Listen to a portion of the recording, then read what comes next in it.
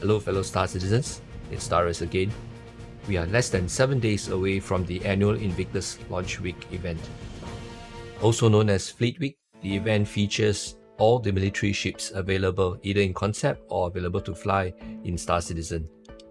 I'm here over at the PTU 3.19 and one of the first things you notice is a new main loading screen. Those of you familiar with the game will know that you have to create a character before you can proceed on to the next screen, which entails choosing a server from a region of your choice. Here I am, spawning in Area 18. But I for one wasn't quote-unquote born into Star Citizen in Area 18. For me, new Bevic has that honor, but I know some of you must have, and this must bring back memories. Anyway, off to the convention center. So first thing as you would know is to get to Arcot Plaza.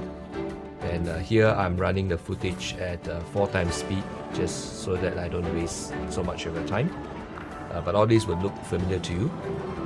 Once you arrive at Arcot Plaza, look for the signs for the Invictus Launch Week. So these are the little blue signs that you see right up in front. Follow the arrow to the convention center, the Bevic Convention Center.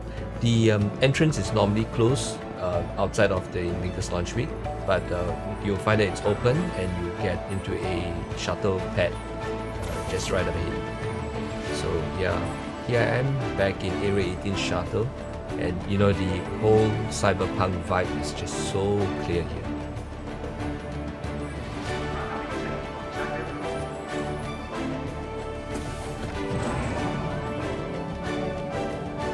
Anyway, I'm speeding this up at 2 times speed so that you can enjoy the visual glory, while at the same time not take too much time. And I'm just wondering, did they actually do an improvement to Area 18 just like they did for Lawview? So anyway, here are we at the convention center.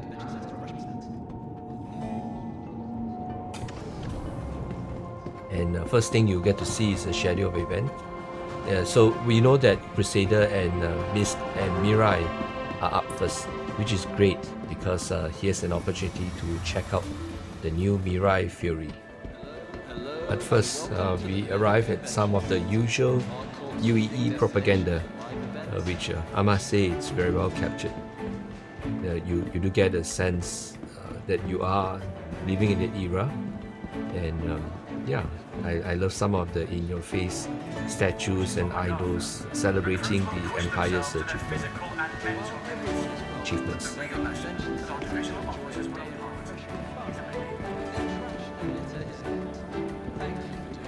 And for those of you who want to know a little bit more of the Invictus Launch Week, there's a little plug or e-plug that you can actually find out more about the week, its history, and basically what it means in Star Citizen lore.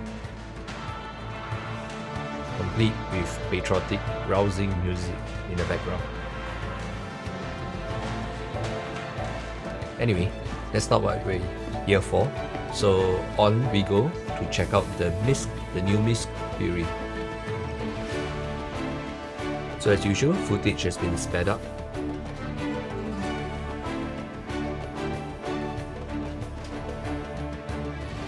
One thing I noticed though, you do have to click on the door button to open the doors even though you've arrived at your floor. Might be something unique to the PTU, but I hope they do fix it in time for the live launch. Anyway, more bits of history and propaganda and lore from the UEE, but I think it's welcomed and certainly adds to the mood. And for those of you who've been to previous Fleet Week events, you'll find that it's arranged by halls, and each hall features a brand for 1 or 2 days.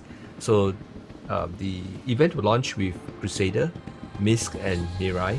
So as usual, in the centerpiece you'll find the Crusader ships, complete with the C2, A2s and M2s. And of course, a regular mainstay of Invictus Weeks, the UEE, or rather the Enview F8 A or F8C. I think this is the military A version, decked out in the performance colors. Anyway, here we are. We've arrived at the Misc show floor, and this is the Fury MX. I'm jumping in joy here. Look at the number of missiles that it has. It's amazing. I think this guy has a lot of firepower. And I actually think that some of these are size 2s in addition to some size 1 missiles. So yeah, this little guy will pack quite a bit of punch. And here is the Misc-Mirai, the non-missile version, complete with 2 size 2 repeaters and usual missile base. So yeah, one thing I noticed, the new ships lately have come with the sort of gold pass standard that the Gladiators had some time back. So you'll find that the component base are articulated. There's actually external storage, which is all good. The thing is, one thing strikes me, this is a really tiny ship where it is really a pilot surrounded by components all around him. So I think one tip, if you're ever going to get into a dogfight, try not to get hit. Once your sheaths go down, something will definitely break. It's interesting. Look, even the back is a power plant. So surrounded by sights, by avionics, shielding, power generators. By the back, it's got a power plant. Sorry, the power plant's at the back. And yeah, you are really nothing but a pilot that's encapsulated by components and weaponry. I'm very curious, but this ship has a lot of possibilities. Can you imagine you and a bunch of teammates loading up maybe a dozen of these onto a C2? I mean, given its size, it's really small. I think a dozen shouldn't be a problem. And then can you imagine a C2 launching a swarm of these? Possibilities. I mean, you could also pair this up with a Carrack or 890 jump with anything with a medical bay, and you can have some spare Furies in your hangars, so whenever your teammates get killed in game, they can respawn on your ship, board the new Furies and get back into the action. So anyway, the regular Fury was used by someone, so here I'm just boarding the missile version. And interesting. Like the cockpit, it's nice and clean. Good use of space though, I mean, given there's not a lot of it to begin with.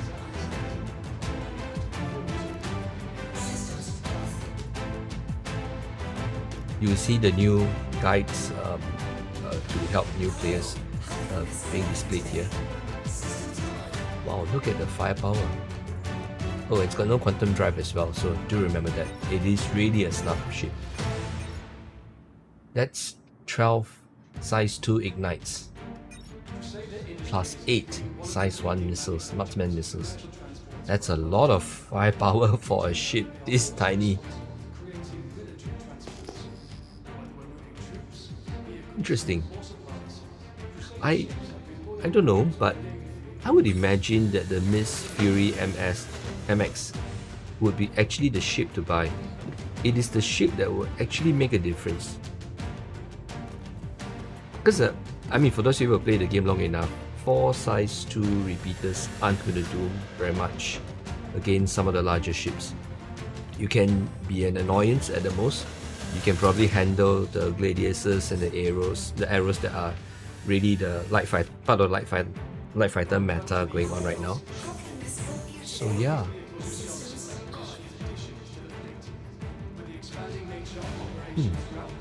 Alright. Interesting ships. I think this will introduce a new form of sort of a PvP or PvE gameplay.